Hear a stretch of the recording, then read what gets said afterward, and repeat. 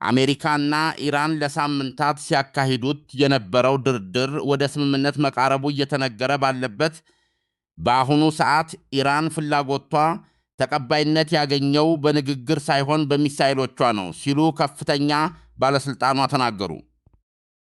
በኢራን እስላማዊ ሪፐብሊክ መንግሥት ውስጥ ከፍተኛ ተደማጭነት ያላቸው የአገሪቱ ፓርላማ አፈ ጉባኤ እና ከአሜሪካ ጋር በሚደረገው ንግግር ዋነኛ ተደራዳሪ የሆኑት ሙሐመድ ባጊር ጋሊባፍ በኤክስ ገጻቸው ላይ ባሰፈሩት ጽሑፍ የኢራን ወታደራዊ አቅም ተጽዕኖ ፈጥሯል ብለዋል። ጋሊባፍ ከአሜሪካ ጋር እየተካሄደ ስላለው ድርድር 3 ነጥቦችን አስቀምጠዋል። የመጀመሪያው ስምምነት ላይ የተደረሰው በንግግር ሳይሆን በሚሳይሎቻችን ነው። በድርድሮቹ ላይ ያደረግነው ይህንን ማስረዳት ነው ብለዋል። ሁለተኛው ነጥባቸው ደግሞ በድርድሩ ላይ በሁለቱ ወገኖች መካከል ስላለው አለመተማመን በማንሳት ዋስትና እና ቃላትን አናምንም፣ ብቸኛው መመዘኛ ተግባር ነው። ሌላኛው ወገን የሚጠበቅበትን ሳያደርግ ምንም አይነት እርምጃ አይወሰድም ሲሉ ቀዳሚው እርምጃ ከአሜሪካ በኩል መሆን እንዳለበት አመልክተዋል።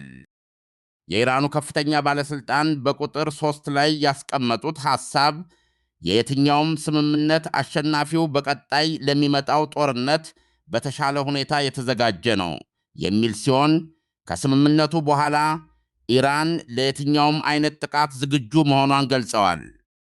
የካቲት ወር መጨረሻ ላይ ተጀምሮ 4 ወራትን ባስቆጠረው ጦርነት አሜሪካና እስራኤል በኢራን ላይ ከባድ ጉዳትን ቢያደርሱም ኢራንም በበኩሏ በእስራኤልና በዙሪያዋ ባሉና የአሜሪካንን ጦር ባስጠለሉ የባሕረ ሰላጤው አገራት ላይ ቀላል የማይባል ጉዳትን አድርሳለች።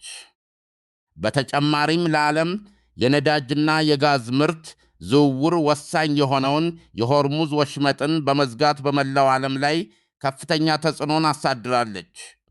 በሰሜን አትላንቲክ የጦር ቃል ኪዳን ድርጅት ኔቶ የአሜሪካ አምባሳደር ማት ዊታከር ዋሽንግተን የኔቶ አጋር ከሆነችው ሮማንያ ጎን እንደምትቆም ገለጹ። አምባሳደር ዊታከር በሮማንያ ግዛት የተፈጸመውንና ግድየለሽ ያሉትን ጥቃት አውግዘዋል። ሐሳባችን በጋላቲው ጥቃት ከተጎዱት ጋር ነው። የኔቶ አባል አገራት ግዛትን እያንዳንዱን ስንዝር እንከላከላለን ሲሉ አምባሳደሩ አክለዋል። የትራምፕ አስተዳደር በዩክሬን እየተካሄደ ስላለው ጦርነት እንዲሁም በጎረቤቶቿ ላይ ስለሚፈጸመው ሰፊ የሉዓላዊነት ጥሰት ያለው አቋም ከቀድሞው የአሜሪካ ፕሬዝደንት ጆ ባይደን አስተዳደር የተለየ ነው። ከባይደን በተለየ ትራምፕ ለቭላዲሚር ፑቲን ቅርብ ናቸው። በአውሮፓውያኑ በ2023 ዓለም አቀፉ የወንጀለኞች ፍርድ ቤት በፑቲን ላይ የእስር ማዘዣ ቢያወጣም ትራምፕ በአሜሪካ ግዛት ፑቲን ተቀብለው አስተናግደዋል።